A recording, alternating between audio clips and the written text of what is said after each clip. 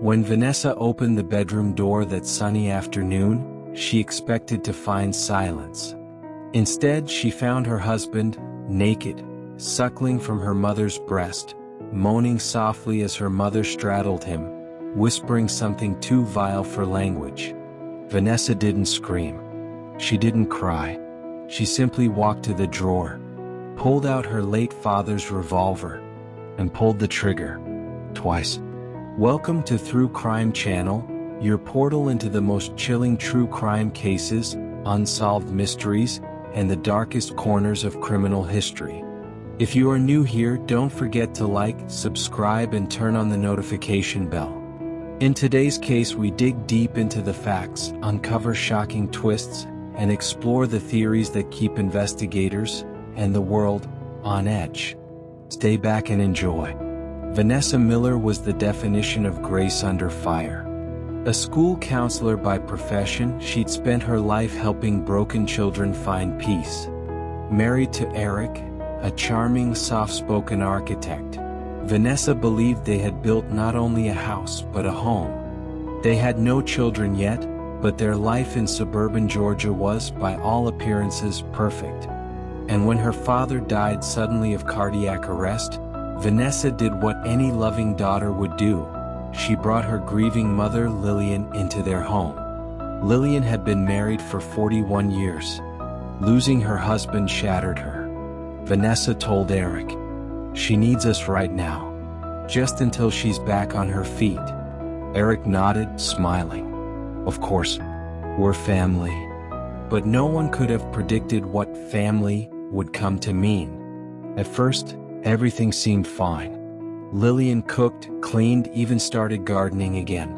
But Vanessa noticed subtle changes in Eric. He shaved more often, wore cologne to breakfast, started working from home more than usual. And Lillian, once quiet and reserved, began dressing in low-cut tops and lounging on the sofa with glasses of red wine in the afternoon. Vanessa brushed off her suspicions.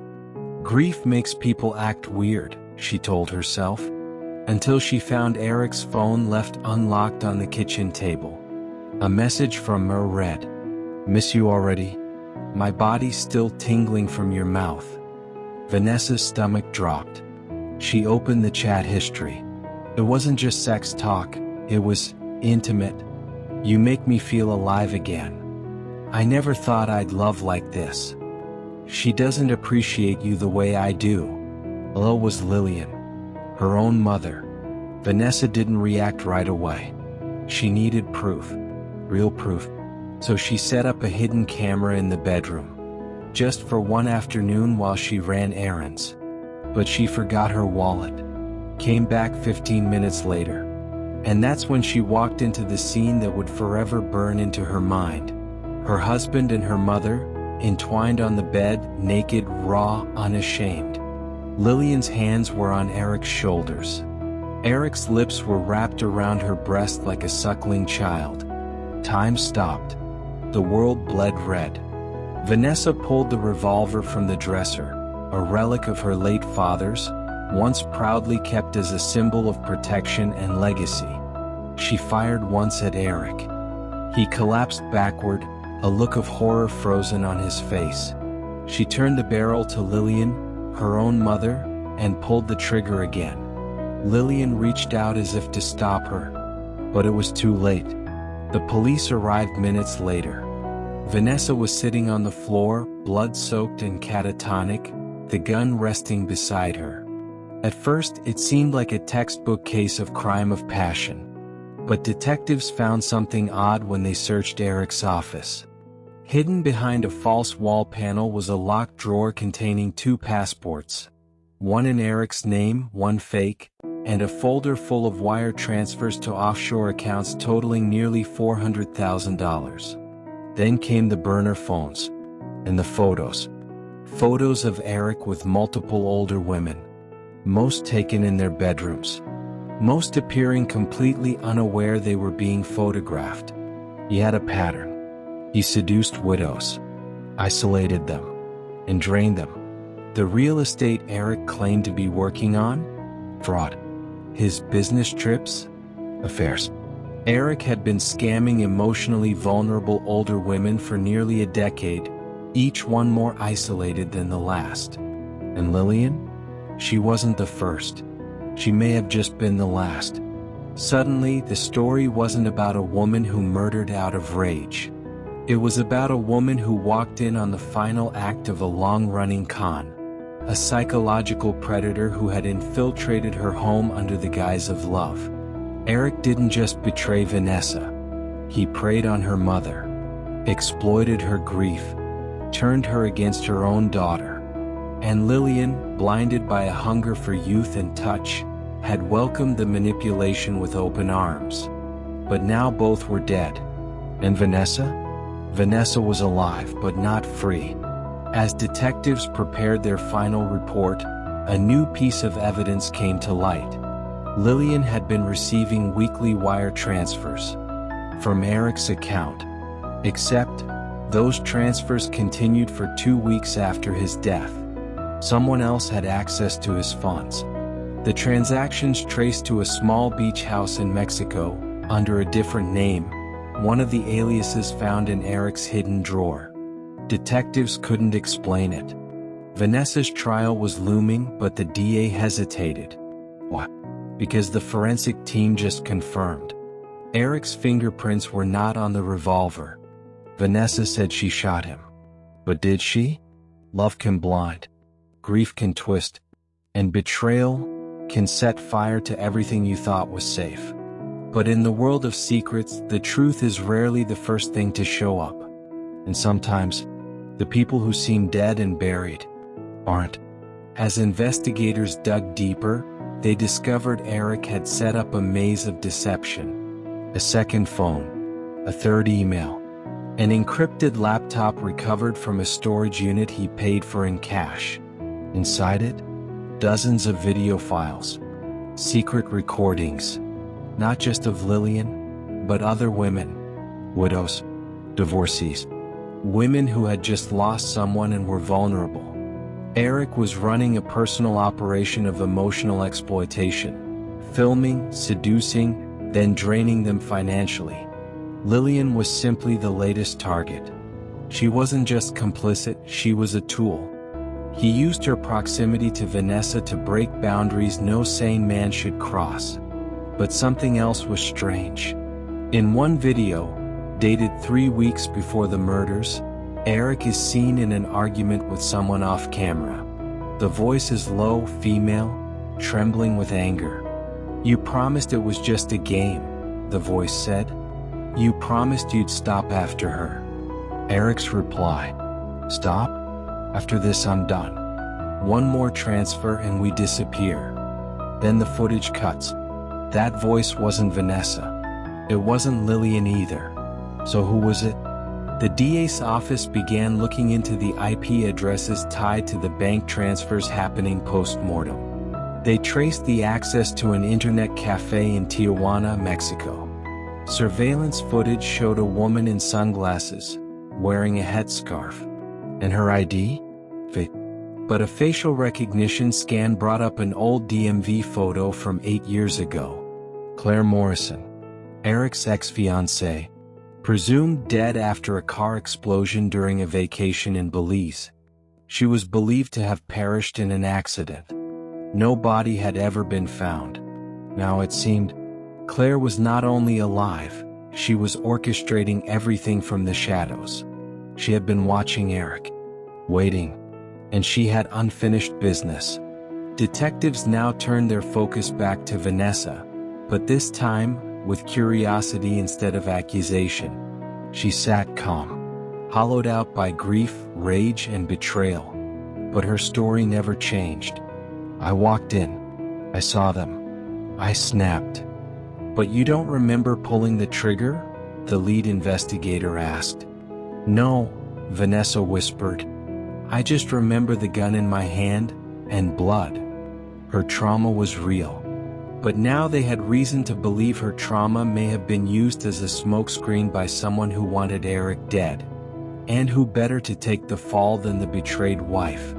The deeper they dug, the more horrifying the story became. Claire had once loved Eric deeply.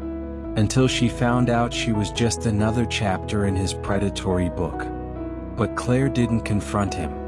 She faked her death, vanished, then began watching, planning. She learned everything, his habits, his cons, even how he used Lillian. And when she found out about Vanessa, Claire knew her moment had come. All she needed was the right timing and the perfect alibi, a grieving, emotionally unstable wife with a motive. But one thing Claire hadn't anticipated: Vanessa didn't die inside that day. She came back stronger. And she remembered one detail the police had overlooked. While reviewing the footage from that day, retrieved from the hidden camera Vanessa had installed, investigators finally caught a crucial moment. Just as Vanessa opens the door, a faint silhouette is visible through the bedroom window. A woman, holding something metallic. And then, 2 shots. But not from inside the house. From the outside. Through the open window. The entry wounds now made sense. Eric and Lillian were shot from behind. Someone had staged the scene. And Vanessa had been framed. The case exploded into national headlines. The grieving widow turned accused killer was now a victim. But where was Claire? Weeks passed. Vanessa was released, charges dropped pending new investigation. But she didn't rest. She wanted justice. For herself. For her mother, even if she hated her. And for every woman Eric ever destroyed. One night, Vanessa received a letter. No return address. Inside was a note. "You're welcome. I did what you couldn't. You were always too soft." See, tucked inside the envelope was a plane ticket. Destination, Mexico City. Vanessa looked up, eyes burning. This wasn't over. Mexico City buzzed with life. Crowded streets. Blinding sun. Layers of beauty and chaos stacked like bricks. Vanessa followed the instructions left in the note. A cab driver, clearly prearranged, held a sign with only her initials. Bim. He didn't speak, just drove. Past the city, through hills, and into the rural outskirts where time moved differently. Finally, they stopped at a small, sun-faded house on a cliff. The door opened before she could knock. There stood Claire Morrison, alive, real, and nothing like the woman from the old photos. She looked normal, a little thinner, a little older, a lot more dangerous. "Welcome," Claire said, stepping aside. "I knew you'd come." Vanessa walked in, and the door closed behind her with a quiet finality. They sat across from each other at a wooden table. No weapons, just wine and silence. Then Claire spoke. "Before you hate me, you need to hear the whole story." Vanessa didn't blink. "You murdered my mother. And my husband." Claire tilted her head. "You think they were innocent? They were mine to deal with, not yours." A long silence. Then Claire began. "I was 24 when I met Eric. I thought I was the luckiest woman alive. Until I found he'd been sleeping with my mother. And my aunt. I was pregnant. And when I confronted him, he laughed." Claire reached into a box beside her chair. Pulled out a stack of letters. All the women. All the same story. He used us. Broke us. Then moved on. Your mother? She thought he loved her. But he had already emptied her IRA. She was next. Vanessa's eyes burned with fury and shame. She knew her marriage was imperfect. But not this level of deception. Claire leaned forward. "Tell me this, if I hadn't pulled the trigger, would you have?" Vanessa didn't answer. Because in her heart, she already had. But then came the twist neither Vanessa, nor the audience, expected. Claire didn't come back just for revenge. She came back for her child. The child she claimed she lost hadn't died. Eric had sold the baby to a couple in North Carolina under a false adoption. A boy, now 14 years old. Claire found out 6 months ago. She planned the whole thing, tracking Eric's movements, his patterns, and his victims. She needed to remove him. But she also needed his death to set off investigations that would uncover the fake adoption trail. And it worked. When Eric died, his secret files were seized. Among them, bank transfers to an illegal adoption agency. That's why she left the window open. That's why she staged it the way she did. That's why she sent Vanessa the ticket. "You and I were both used by the same man," Claire said. "But I got my child back. Now, I want you to get your soul back." Vanessa stared at her, horrified, in awe, and still, so deeply broken. Claire slid a folder across the table. Inside, names, documents, addresses of other women Eric had destroyed, and the men working with him. Turns out, Eric wasn't just a con man. He was part of a small trafficking ring that preyed on widowed or grieving women, targeting their wealth and, in some cases, their children. Claire had been tracking them. One by one. She asked Vanessa a question. "You want to press charges? Or you want to help me finish what we started?" Vanessa hesitated. For the first time since that horrible day, she felt something. Not peace, not healing, but purpose. Vanessa walked to the edge of the cliff behind the house, overlooking the valley. She had come looking for answers. She had found monsters, dead ones, living ones, and perhaps the monster she could become if she let vengeance devour her. But before she could decide, Claire stepped beside her and said, "They're meeting in Veracruz. 3 days from now. I'll be there. Will you?" Vanessa turned to her, and with no hesitation replied, "Send me the address." Night had fallen like a velvet curtain when Vanessa and Claire arrived. From the outside, the estate looked like a celebration. String lights, champagne, and music. But beneath the surface pulsed something rotten. Claire had secured them disguises, Vanessa posing as a new investor in their operation, Claire as her broker. The goal? Get in, get proof, and get out. But once inside, Vanessa recognized a familiar face. A man named Reed Caldwell, former friend of Eric's. He was the one who'd officiated their wedding, smiled in her family photos, held her firstborn, and now, he was laughing with men who bought women like stocks. Her blood boiled, but she held her mask. For now. 2 years ago, Claire tracked the fake adoption agency Eric used. She didn't just uncover that her son had been trafficked. She discovered that several other women's babies had vanished under legal adoptions. Claire traced these operations to a shell company tied to Reed Caldwell, who posed as a pastor but actually forged spiritual counseling sessions to manipulate grieving women. Eric was one of his recruiters. He brought in the vulnerable. Reed closed the deal. Now, Claire had enough evidence to take them all down, if they could copy the ledgers stored in the estate's private office. Vanessa volunteered. "I know how they think," she whispered. "I lived with one." While the party swelled outside, Vanessa slipped into the restricted wing. Every room she passed echoed memories, gaslighting, manipulation, betrayal. Then she found it, a study with a biometric lock. But Claire had prepared her. With a fingerprint from one of Reed's discarded glasses, lifted by a contact in Tijuana, they triggered access. Inside were files, photos, birth certificates, video recordings, women crying, babies being taken, signatures forged. Vanessa copied everything onto a flash drive. But just as she turned to leave, a voice behind her. "You didn't think I'd recognize my sister-in-law, did you?"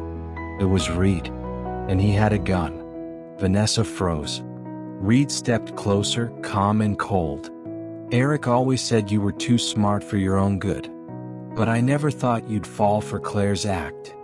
Vanessa's heart pounded. "What are you talking about?" she asked, stalling. Reed smirked. Claire didn't just fake her death. She planned Eric's rise. She recruited him. She built this network. Until he got too greedy. Vanessa's stomach twisted. You're lying. No, he said. She's just telling her truth. And you're a pawn in her final game. Vanessa's thoughts raced. Could it be true? Was Claire not a victim but the architect? Just then, a gunshot. Reed collapsed. Claire stood behind him, smoking pistol in hand. No more distractions, she said coldly. Vanessa stared at Claire, breathless. You said this was about justice. Claire wiped the gun calmly. It is. But sometimes justice needs to go through fire. Alarms rang out. Someone had heard the shot. They ran. Out the back. Through the gardens. Into the jungle trail Claire had mapped out in advance. As they escaped into the dark, Vanessa clutched the flash drive in her pocket. The evidence was real. But the lies? They were thicker than blood. 2 days later, headlines exploded. Massive child trafficking ring exposed, Veracruz pastor at center. Files leak links U.S. clergy to Mexican adoption fraud. But Vanessa stayed quiet. Claire vanished. Again. Interpol issued a warrant, but no one knew where she went. And Vanessa? She kept one copy of the drive. Not for law enforcement. For herself. Because one file wasn't in the leak. A file showing her own mother Lillian had known everything. From the beginning. She had offered Vanessa's baby to Reed years ago, until Eric intervened. The entire betrayal ran deeper than she ever imagined. Weeks later, Vanessa received another envelope. No return address. Inside a photo. Her teenage son, playing in a park, smiling. And behind him, a blurry silhouette of a woman. It was Claire. The note read, "You're not done yet. One more truth to uncover. Come to Belize." Vanessa exhaled. She had a choice. Let go. Or follow the final thread that might destroy what's left of her soul. The photo. The boy. The shadow of a woman in the distance. Vanessa had stared at it for days, until the sun, the moon, and every moral compass she once trusted blurred. Her son was alive. But Claire had him. Again. What? Why leave breadcrumbs across borders? Why uncover horrors, only to vanish again? Only one thing was certain. This wasn't about revenge anymore. This was about unfinished bloodlines. And in the humid depths of Belize, Vanessa was about to discover just how far betrayal could stretch.